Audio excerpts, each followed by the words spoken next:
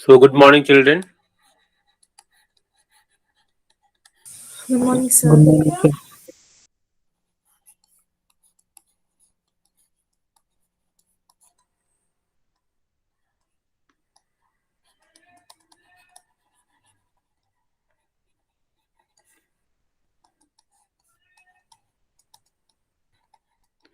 ठीक है, आज हम इस दिन से बात कर रहे हैं और आज है 12 जनवरी 1863 स्वामी विवेकानंद का बर्थडे होता है और आज है 2022। ठीक है, तो इस ऑस्पिशियस डे पर हम कुछ ऑस्पिशियस बातें कर लेंगे और हम इस यात्रा को शुरू करेंगे। मैं अपना ऑस्पिशियस यात्रा बातें तो मैंने कर लिया है 11th ई के साथ, बीइंग ए क्लास टीचर। तो अब हम इस बात को यहाँ नहीं स्टार्ट रखेंगे और उसका हम लिंक आपको भेज देंगे, थोड़ा सुन लेना, ठीक है, और अच्छा लगे तो थोड़ा फॉलो कर लेना। ओके, चलिए, तो आज हम बात कर ले जाते हैं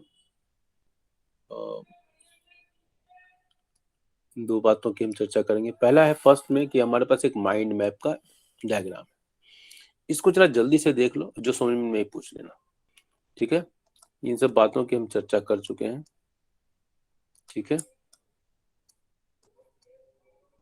ओके, इन सब बातों की हम चर्चा कर चुके हैं, फिर भी देख लो, क्योंकि जब हम आगे न्यूमेरिकल क्वेश्चंस करेंगे ना बेटा, तो इसकी जरूरत पड़ेगी, इसलिए मैं इसको बता रहा हूँ, ठीक है। Are getting point? Yes sir. ये है ना बोल्ड आवाज,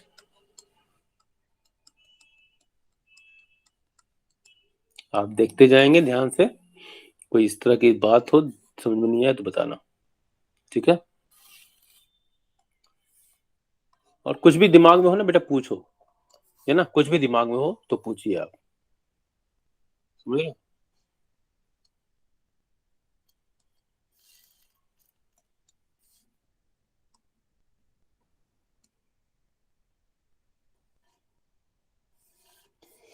अलग से बना देना बेहतर होगा।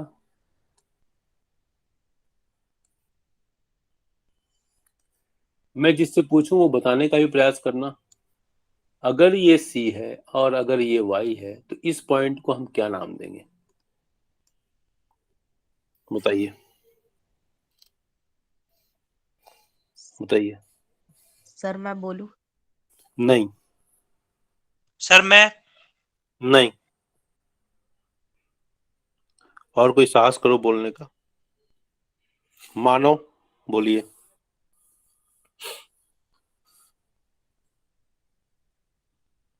मानो, बोलिए। रिया,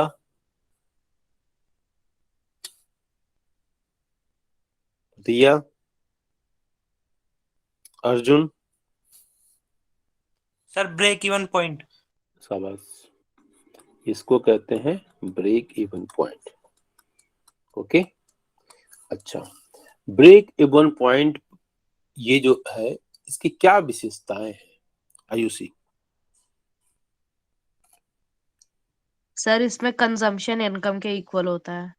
ठीक है, और क्या निकाल सकते हैं इससे हम? एपीसी से इसका क्या संबंध है? एपीसी और ब्रेक इवन पॉइंट में अगर हम कुछ निकालना चाहें, सर रिलेशंस देखना। एपीसी 1 होता है।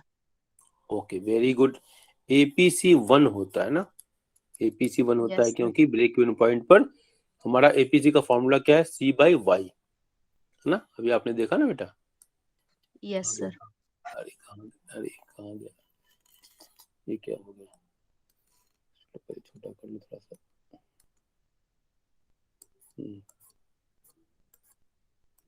ठीक है ना, एपीसी का फॉर्मूला क्या होता है, सी बाई वाई होता है, करेक्ट है ना। तो आपने क्या कर दिया, APC C by Y, C is equal to Y होता है यहाँ पर, ब्रेक इवन पॉइंट पे क्या हो रहा है यहाँ पर, सी इज इक्वल टू वाई, तो हमने सी की जगह वाई या वाई की जगह सी, तो सी बाई सी कर दिया तो एक हो जाएगा, तो ये 1 हो गया, तो एपीसी इज इक्वल टू 1 हो गया, ठीक है। और ब्रेक इवन पॉइंट से पहले रिलेशनशिप पूछ रहे हैं ना, तो ब्रेक इवन पॉइंट से पहले क्या एपीसी होगा, ये भी सोच लीजिए। ये ब्रेक इवन पॉइंट है, ये सी है, दिस इज सी, कलर थोड़ा चेंज कर लें तो अच्छा होगा। ये सी है ना, ये सी है, इधर वाला सी है, ठीक है। तो इससे पहले क्या होगा, ब्रेक इवन पॉइंट से पहले, before anybody? Sir more than 1। शाबाश, पढ़ाई करोगे तो ऐसे ही होगा। एपीसी क्या होगा, मोर देन 1, बिफोर बीईपी। और आफ्टर क्या होगा, सर आफ्टर लेस होगा। आफ्टर लेस होगा।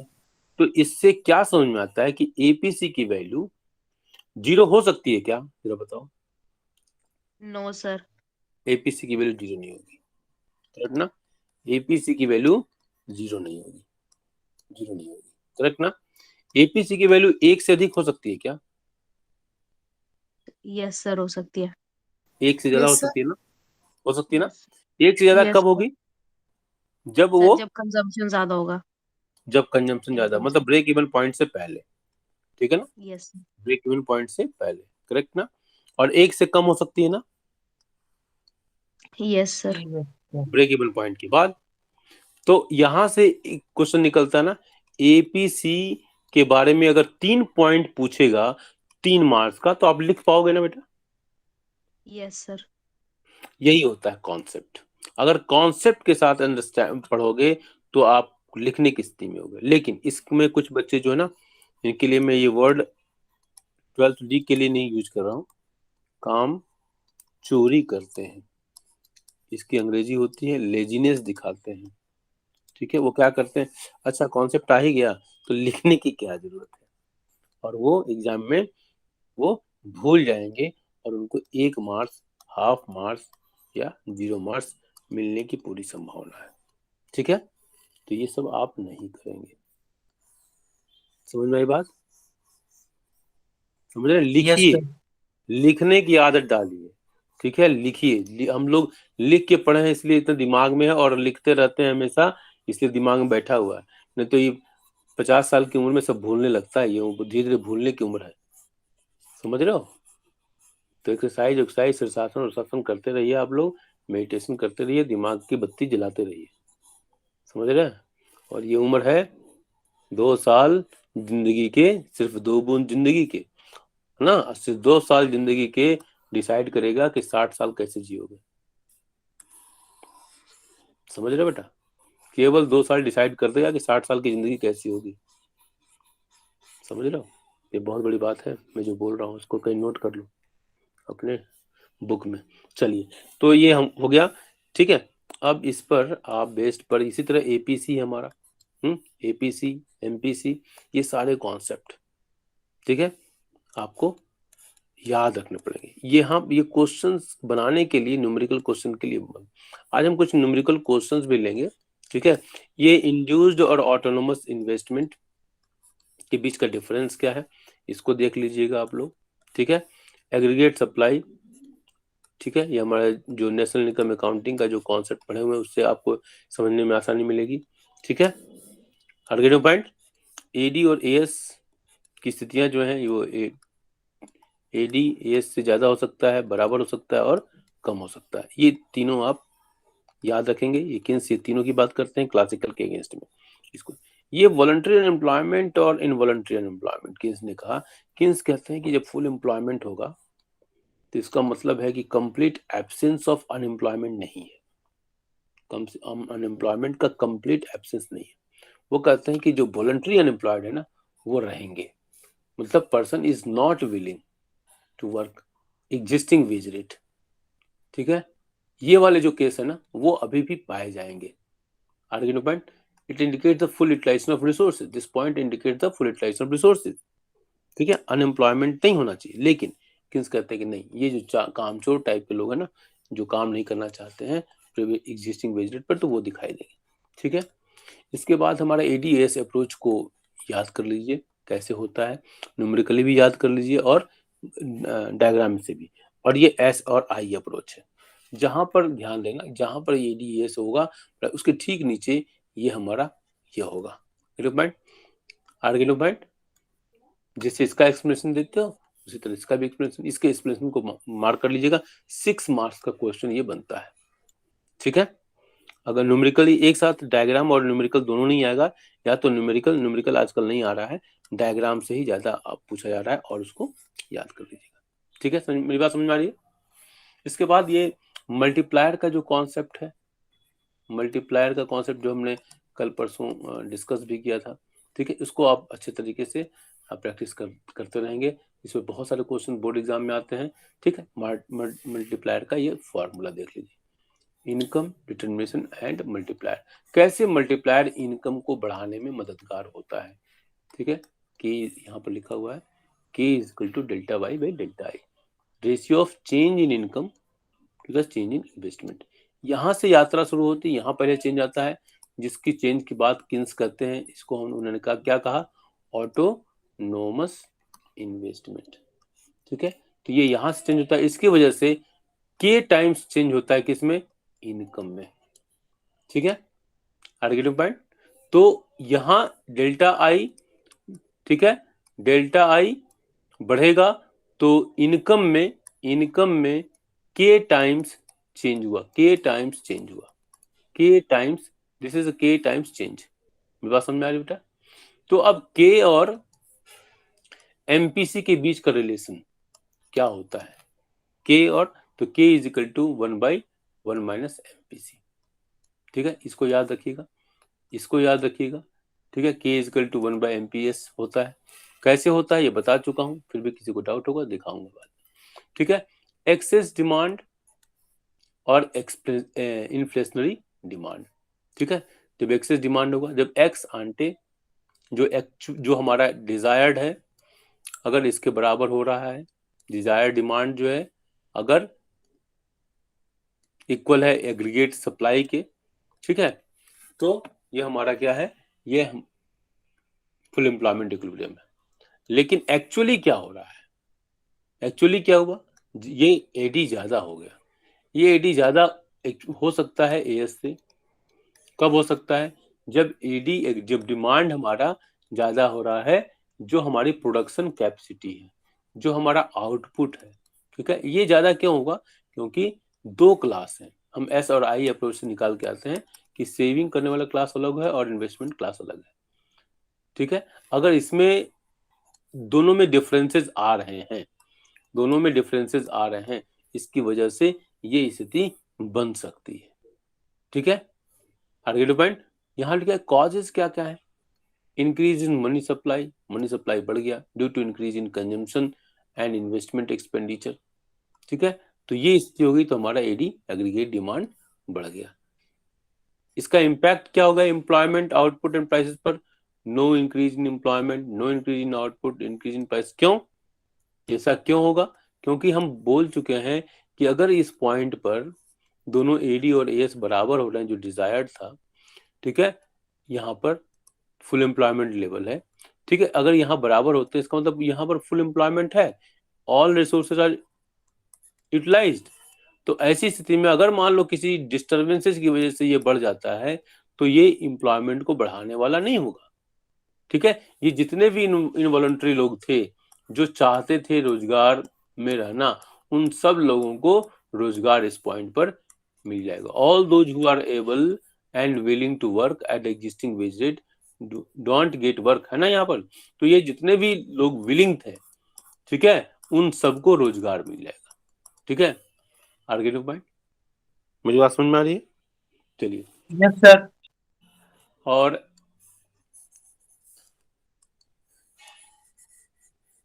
ठीक है, तो एक्सेस डिमांड की कंडीशन जब होगी तो क्या होगा, हमारा इन्फ्लेशनरी कंडीशन होगा। अब इन्फ्लेशनरी कंडीशंस के समय में मतलब मनी सप्लाई बढ़ा हुआ है, क्या हुआ है, ये मनी सप्लाई आपने लिखा हुआ ना यहाँ पर, तो मनी सप्लाई बढ़ा हुआ है।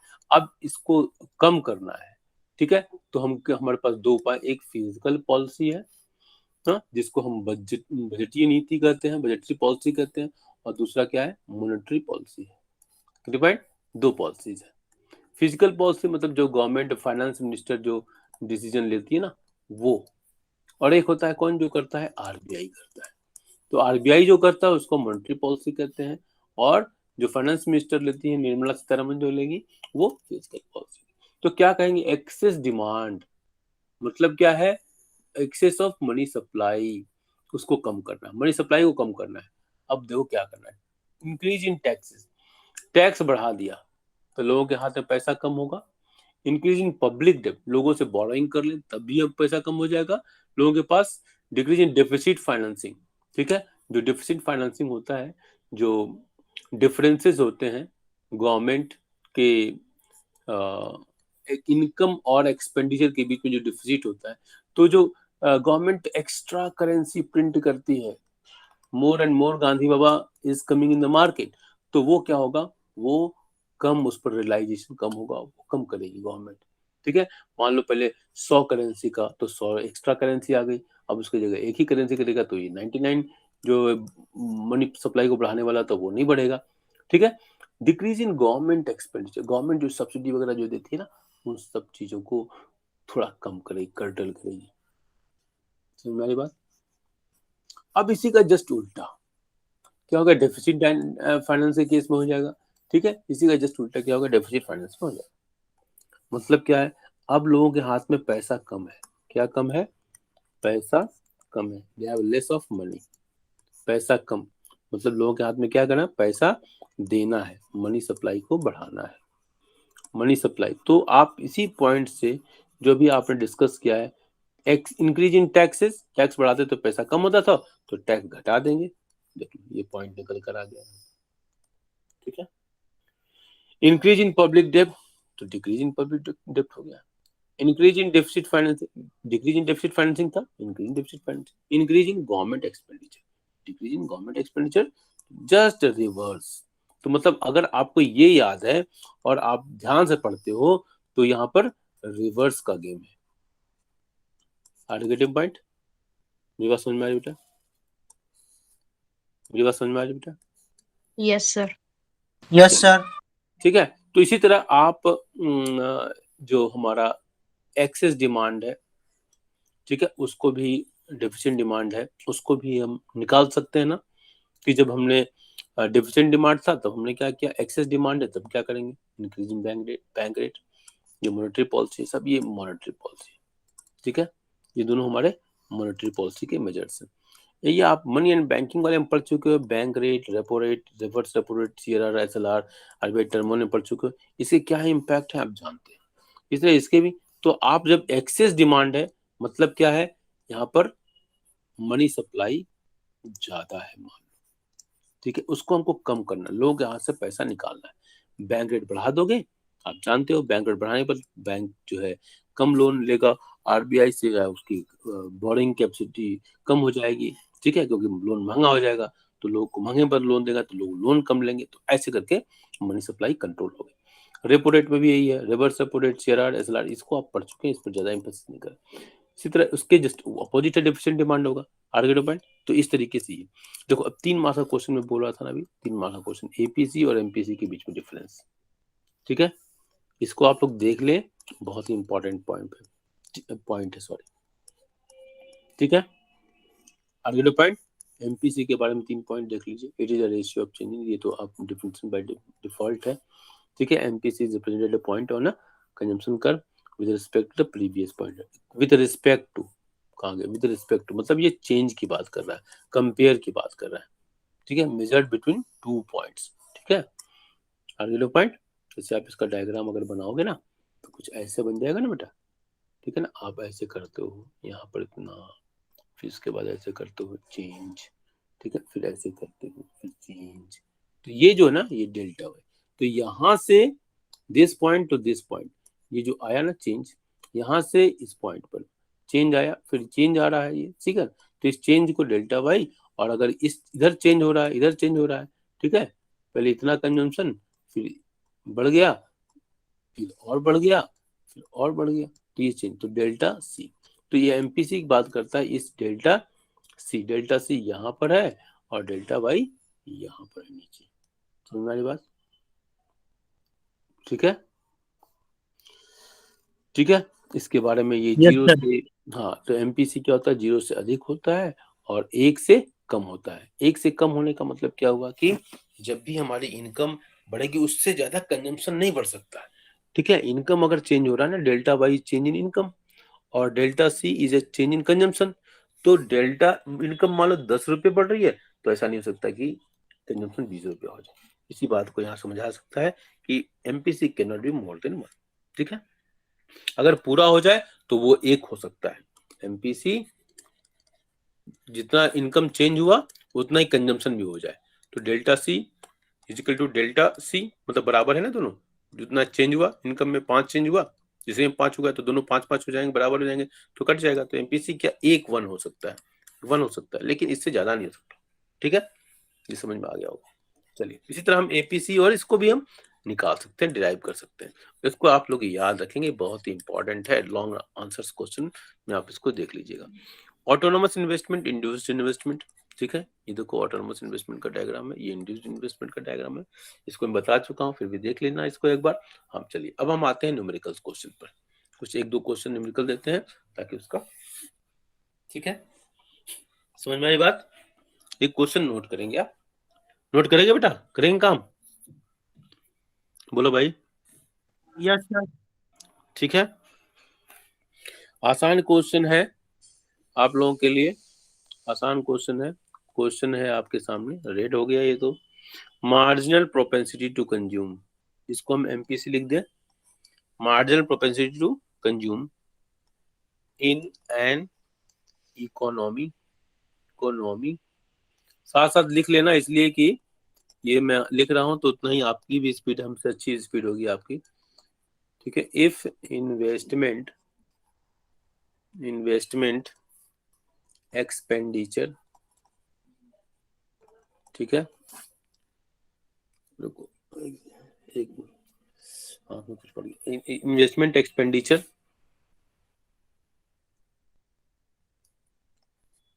0.8, investment expenditure is 0.8।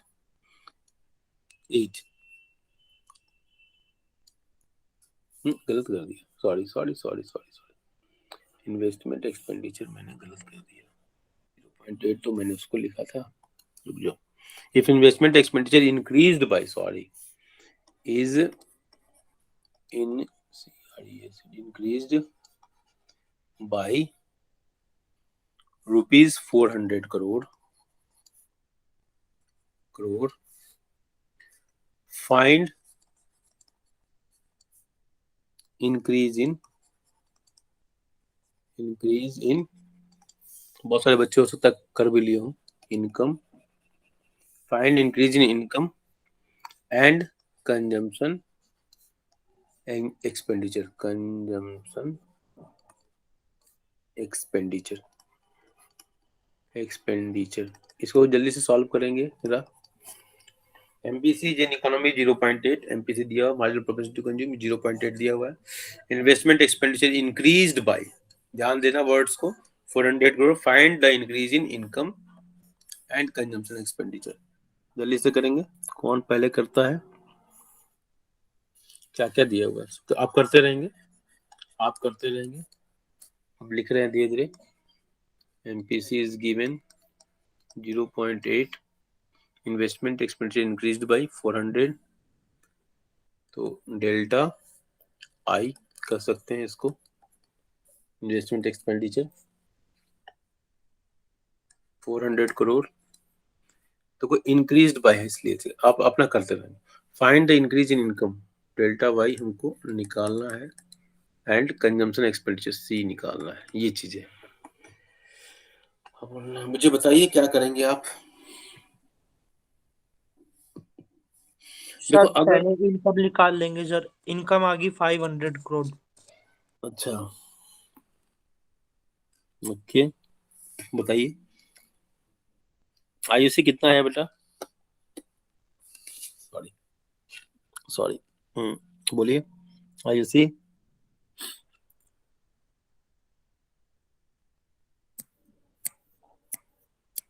Ayushi, yes sir.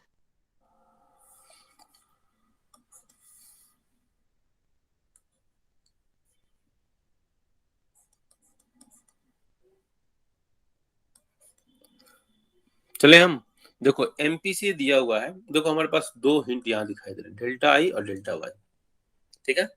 और इन दोनों के से हमको लगता है कि ये हम के की तरफ इशारा कर रहे हैं, जहां delta Y by delta I होता है, लेकिन हमको यहाँ के नहीं मालूम है और यहाँ पर डेल्टा वाई नहीं मालूम है। दो चीजें अननोन हो तो तीसरी चीजें नहीं निकाली जा सकती, लेकिन के का हमारा जो हिंट है यहाँ से दिखाई रिलेशन नजर आता है कि के वहां से हम निकल जाएगा, ठीक है, क्योंकि के का जो फॉर्मूला होता है 1/1 माइनस एमपीसी होता है, करेक्ट ना, राइट, यस सर, गलत हो गया। ठीक है ना, करेक्ट है। तो अगर हम के का निकाल लें यहाँ से, तो के हमने क्या किया, K is equal to 1/1 minus MPC is equal to 1/1 minus 0.8 is equal to 1/0.2 is equal to 10/2 is equal to 5, correct है, बोलो भाई। अब हमारे यस पास अब हमारे पास के है 5, हमारे पास डेल्टा आई है 400, देख लो ये है ना 400 है, और हमारे पास डेल्टा वाई नहीं है, करेक्ट ना। तो इन दोनों के रिलेशन से देखो K is equal to delta Y by delta I, निकल गया ना, के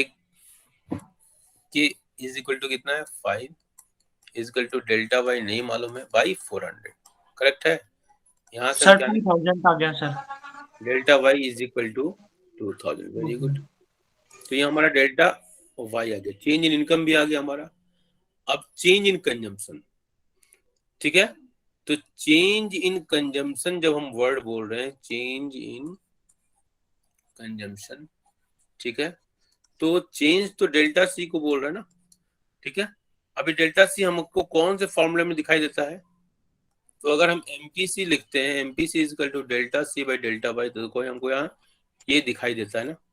और अभी हम देखो ये निकाल चुके हैं अभी हम यहाँ पर आर्गेटिव, ठीक है, और ये दिया हुआ है हमारा, कितना दिया हुआ है 0.8, करेक्ट है ना,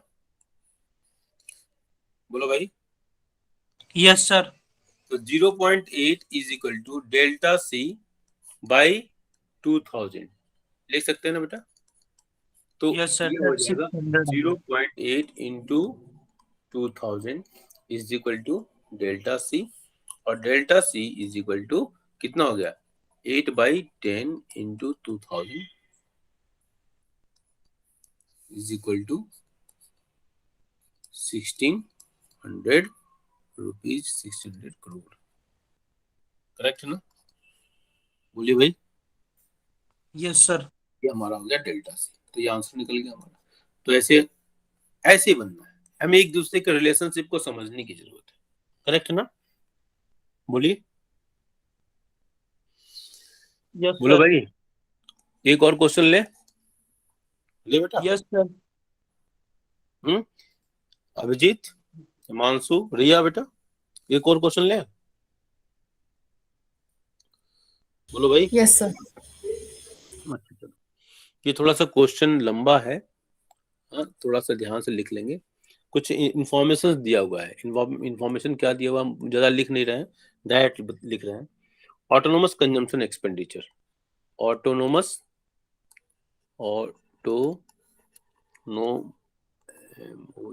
autonomous consumption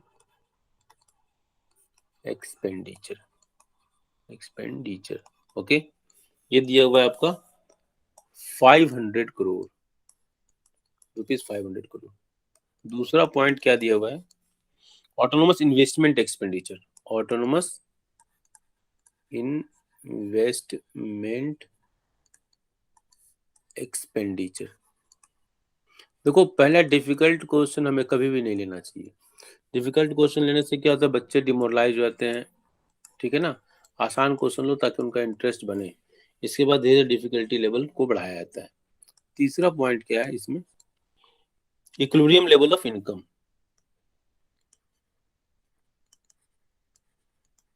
equilibrium level of income, ठीक है, ये कितना है ₹30,000, समझ में आई बात, ठीक है। अब इसके बेस पर इस पे क्या निकालना है, ऑन द क्वेश्चन लिख लेंगे on the basis of this information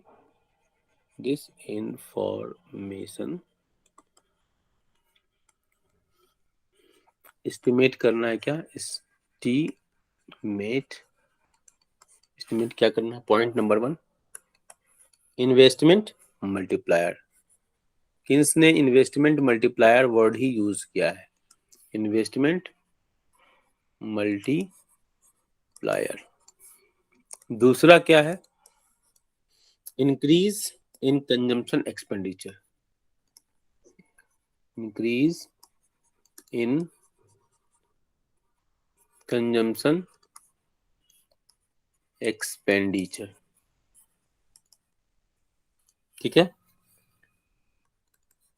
if investment rises investment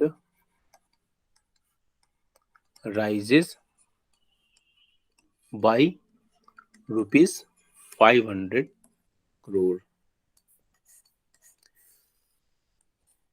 ठीक है, ये क्वेश्चन है, नोट कर लिया क्वेश्चन। Yes sir. चलिए अब इसको सॉल्व कीजिए, क्या क्या दिया हुआ है बिल्कुल सामने है। ऑटोनोमस कंजम्पशन एक्सपेंडिचर मुझे बताएंगे कि किसको किस चीज से डिनोट करूं, ऑटोनोमस कंजम्पशन एक्सपेंडिचर को,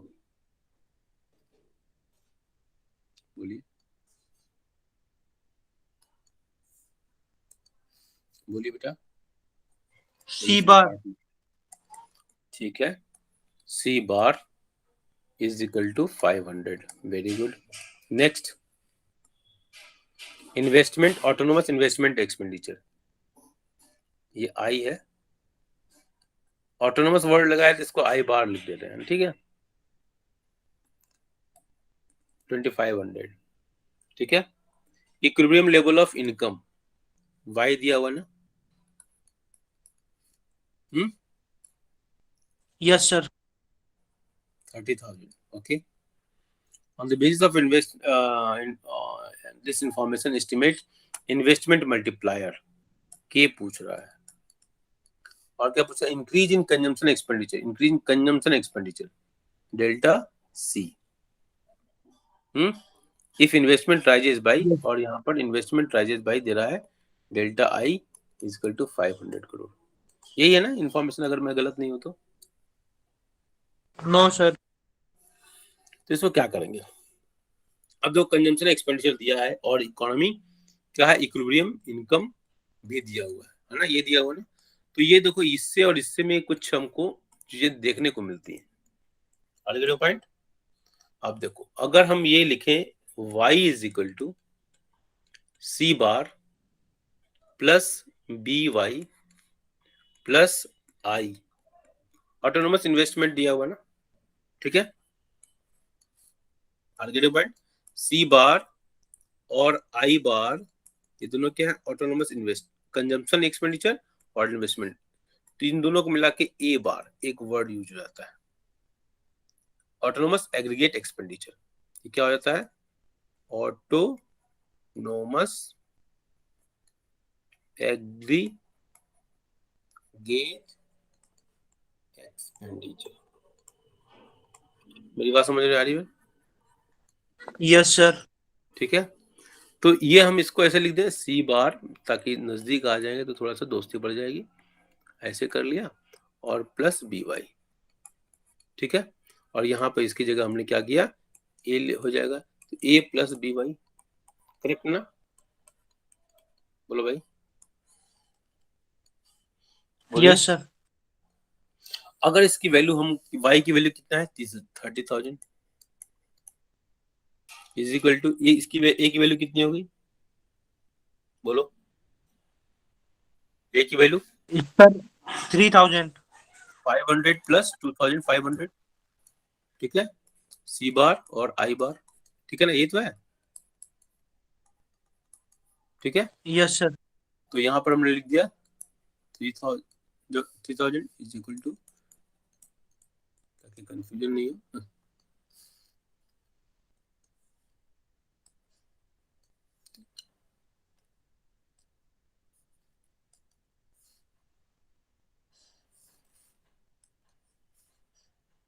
3000, ओके, 3000 प्लस बी इंटू कितना हो गया 30,000, बोलो भाई,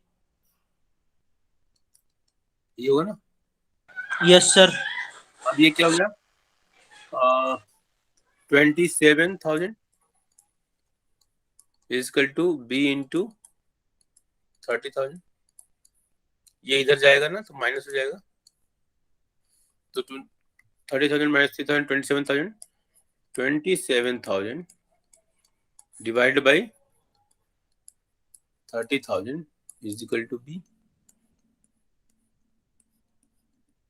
ओके, 3 9 जा 9 by 10, b is equal to 9 by 10, correct है, इतना ही है ना ऊपर। 0.9 हो गया सर। एमपीसी 0.9। एमपीसी कितना हो गया 0.9। आप देखो, अब क्वेश्चन में देखो तो हमारे पास डेल्टा आई है, ठीक है, के पूछ रहा है, तो के और एमपीसी में कोई रिलेशन निकल के आ रहा है, K is equal yes to sir. 1 by 1 minus minus MPC. is equal to 1 by 1 minus 0.9 is equal to 1 by 0.1 is equal to 10, correct है, बोलो भाई। Yes sir. अच्छा, अब हमारे पास डेल्टा आई है, क्वेश्चन पूछ रहा है कि इन्वेस्टमेंट मल्टीप्लायर, तो ये तो निकल गया, इन्वेस्टमेंट मल्टीप्लायर निकल गया हमारे पास। Increase in consumption expenditure if investment rises by 500 crore, investment increase in consumption expenditure पूछ रहा है, ठीक है, कंजम्पशन एक्सपेंडिचर मतलब डेल्टा सी, ठीक है, इसको निकालने के लिए हमको एक ही फॉर्मूला जो भी हमने चर्चा किया था, MPC is equal to delta C by delta Y. अब हमको डेल्टा वाई नहीं मालूम है ना, नहीं मालूम है हमको, एमपीसी यस सर। मालूम है, ये इन्वेस्टमेंट मल्टीप्लायर से निकाल लेंगे। हाँ यस वेरी गुड, तो हमको ये नहीं मालूम है, तो delta Y we don't know, okay, for delta Y, for delta Y we find a relationship between k is equal to delta y by delta I, ठीक है, आगे दो पॉइंट। अब यहाँ पर दिया हुआ है चेंज इन इन्वेस्टमेंट, ये देखो दिया हुआ है ना चेंज इन इन्वेस्टमेंट, करेक्ट ना। Yes sir. अब इस इंफॉर्मेशन का यूज करेंगे हम, ठीक है, तो क्या हो गया k की वैल्यू कितनी है 10 is equal to delta Y by 500, this implies 10 into 500 is equal to delta y, this implies delta y is equal to 5,000, correct है ना, यस सर। बोलिए भाई, हाँ ठीक है ना, ओके। अब हम निकालते हैं क्या एमपीसी वाला formula, MPC is equal to delta C by delta Y, correct है, यस एमपीसी सर। की value 0.9 is equal to delta C हमको निकालना ही है, डेल्टा वाई हमने निकाला कितना 5,000, अगर हम यस देख लें सर। तो 0.9 into 5,000 is equal to delta C, और delta C is equal to 9 by 10 into 5,000 is equal to delta C, और finally delta C is equal to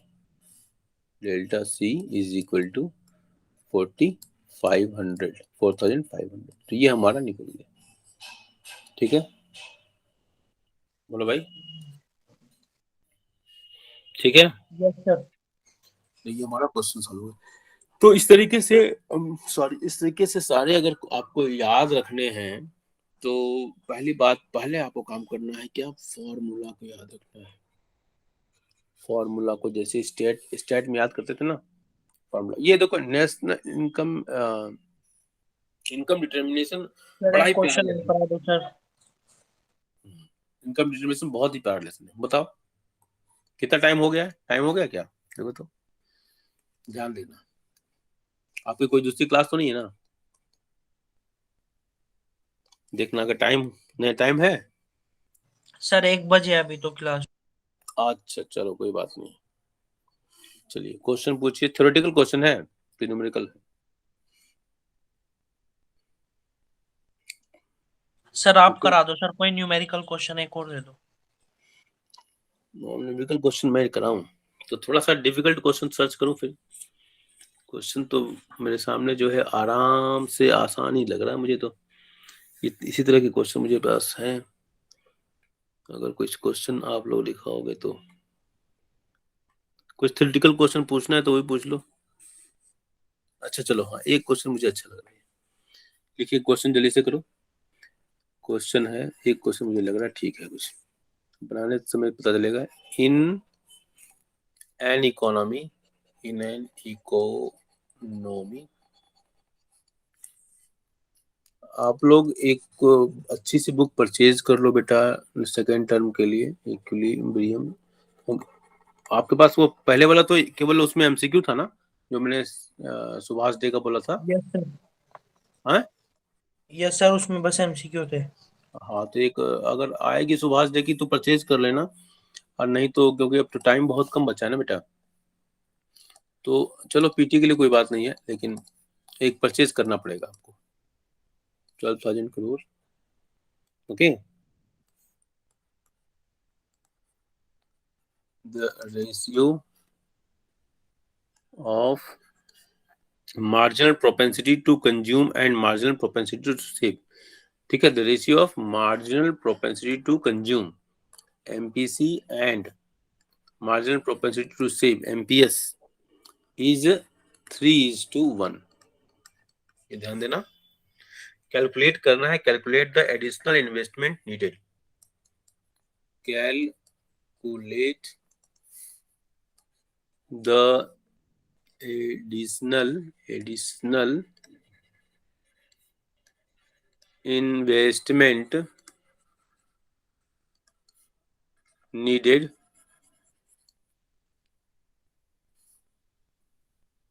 to reach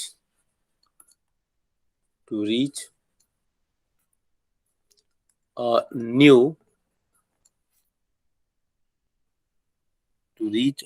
equilibrium level, to reach new equilibrium level of income of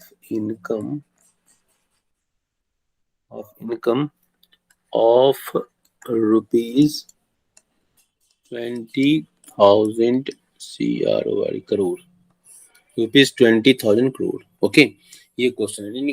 in an economy the equilibrium level of income is equilibrium level of income, ठीक है, okay, 20,000 crore। The ratio of MPC and MPS is 3:1। Okay, ये ध्यान रखना। Calculate the additional investment delta I needed to reach a new equilibrium level of income rupees. अगर इसको हम diagram से देखना चाहें तो इक्विलिब्रियम लेवल ऑफ इनकम देखो पहले। इक्विलिब्रियम लेवल ऑफ इनकम मतलब ये इनकम यहाँ पर, ये वाई, ठीक है, करेक्ट ना। Reach new equilibrium level, reach new equilibrium level y1। Additional यहां से यहां तक की यात्रा के लिए कितना इन्वेस्टमेंट, ये इन्वेस्टमेंट है ना बेटा इन दोनों के बीच में। तो ये एडी अगर है, एडी 0, तो एडी 1 अगर हो रहा है तो इसमें जो डिफरेंस है वो किसकी वजह से हो रहा है। एडी इज इक्वल टू क्या होता है, AD is equal to C plus I होता है। एडी 1 मान लो इसको, और एडी 0 मान लो इसको। एडी 1 डायग्राम के अनुसार मैं चल रहा हूँ, C plus I plus delta I, यही पूछ रहा है ना, इसी डेल्टा आई की बात हो रहा है। Additional income needed, additional investment needed, correct है ना। Yes sir. ये डायग्राम तो यही बन रहा है ना बेटा, ठीक है। तो ये हमारा ये दिया हुआ है 20,000, करेक्ट है। Yes sir. समझ वाली बात। तो आपको कैसे करना है, यही क्वेश्चन है। क्वेश्चन पहले समझ में आ रहा है सबको? क्वेश्चन समझ में आ रहा है? हिमांशु, आयुष, अभिजीत, सबको क्वेश्चन समझ में आ रहा है कि नहीं आ रहा है? यस सर आप। ठीक है ना। अब हम इसको कैसे करेंगे, करेक्ट ना। अब इसमें कुछ अपना विचार दो, कुछ करना चाहोगे तो सबसे पहले हमारे पास जो इन्फॉर्मेशन है एमपीसी, देख लो एमपीसी और इसका रेशियो, तो हम लिख सकते हैं एमपीसी और एमपीएस का रेशियो। अगर एमपीसी मान लो 3 है, ठीक है, और तो एमपीएस क्या हो गया 1, 1 3:1 ना। अगर एमपीसी 3 है तो एमपीएस क्या हो रहा है 1, ठीक है। तो इन दोनों को अगर जोड़ दे तो क्या होगा, ये 3 + 1 4 आर्गेन रेशियो क्वेश्चन अगर आपने किया होगा तो वहां से उस समझ से मैथमेटिक्स के हम कर सकते हैं एमपीसी इज इक्वल टू 3/4, ठीक है, ठीक है। अगर सर 4 हिस्सा किया जाए किसी चीज का, यही तो है, अगर 4 हिस्सा किया जाए तो 3 हिस्सा क्या है, ये एमपीसी है, और 1 हिस्सा क्या है, एमपीएस है। तो ये तो मतलब यही हुआ ना, बोलो भाई। यस सर तो एमपीएस क्या हो गया, एमपीएस इज इक्वल टू 1/4। समझ में आई बात, समझ में आई बात। यस सर अच्छा, new equilibrium level, new equilibrium level, ठीक है, ऑफ इनकम क्या है, new equilibrium level of income is equal to ₹20,000 crore, यही तो है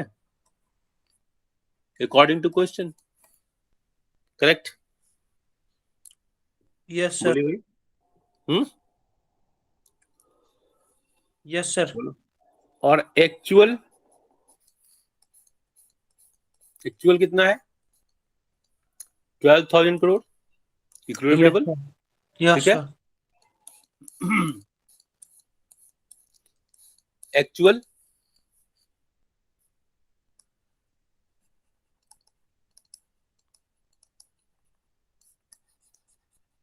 लेवल, एक्चुअल इक्विलिब्रियम लेवल क्या है 12,000 करोड़, ठीक है। अब डायग्राम में देखो, ठीक है, डायग्राम में देखो, मतलब ये 12,000 करोड़ था और ये 20,000 करोड़ है, तो चेंज कितना हुआ डेल्टा वाई, बताइए, बोलो।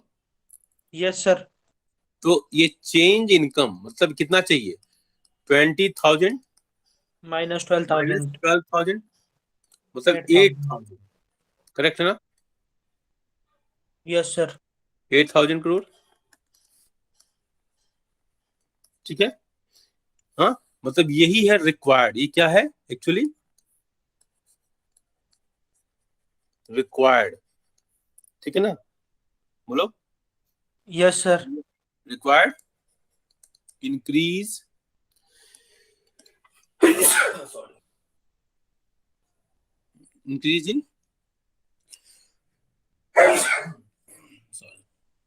रिक्वायर्ड इंक्रीज इन इनकम, तो ये हमारा ये रिक्वायर्ड इंक्रीज इन इनकम ये आ गया 8,000, करेक्ट है। अब देखो चेंज इन वाई आ गया हमारे पास, ठीक है। तो हम के का फॉर्मूला अगर हम लगाएं तो के हमको मालूम होगा, हमको K delta Y by delta I, अब इसमें हमको ये मालूम हो गया, लेकिन हमको अभी ये नहीं मालूम है ना, करेक्ट है ना, और हमको यस सर निकालना है क्या, ये निकालना है, करेक्ट है। तो हम अब क्या यस प्रयास सर करेंगे कि के का रिलेशनशिप किससे होता है 1 - एमपीसी से, और एमपीसी अभी आप देख लियो ना, एमपीसी इजकल टू कितना है 3/4, इसको हम कन्वर्ट करें तो 0.75 लिखा जा सकता है, यस सर बोलो भाई। 3/4 देखा ना, ये एमपीसी 3/4, ठीक है, यस सर हो सकता है ठीक है। तो अब हम यहाँ पर क्या डाल दिया 1/, तो आसान लगने लगा होगा ना,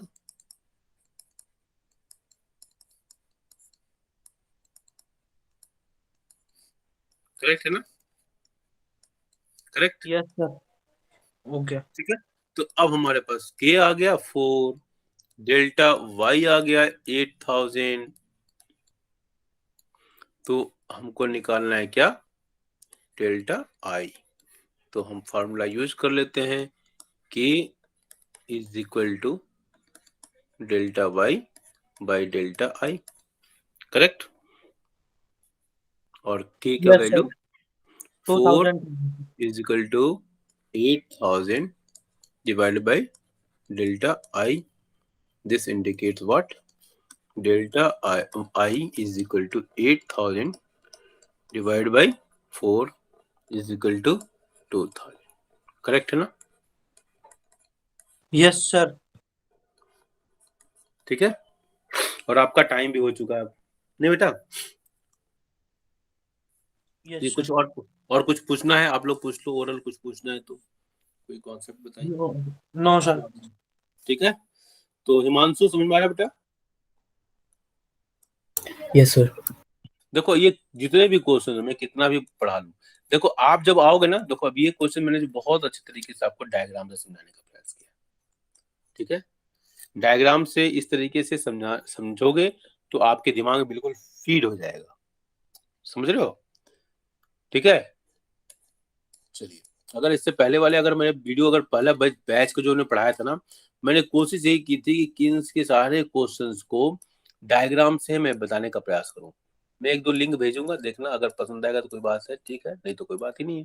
मार्केट में बहुत सारे वीडियो पड़े हुए हैं, लेकिन मैंने अभी तक मैंने जो भी वीडियो देखा ना मार्केट में, डायग्राम से नहीं देखा है बताते हुए किसी को। चलिए ठीक है, थैंक यू और once again Thank you, sir.